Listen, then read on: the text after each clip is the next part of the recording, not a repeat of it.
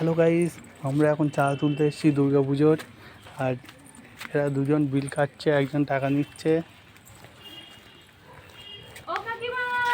দেখো আমরা ডাকাডাকি করছি।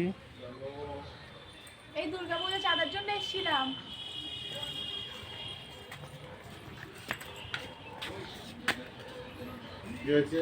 একটু বিল হবে, কার নাম একটু বলুন। আপনার নামটা একটু বলুন। দাদার নামে বিল হয় এই বাড়ি। নিতাইপদ দাস, নাই হচ্ছে ডাক্তার পিয়াল দাস। হ্যাঁ, ডাক্তার পিয়াল দাস লিখে দাও। তোদের একটা ভিডিও করে দিচ্ছি কিন্তু।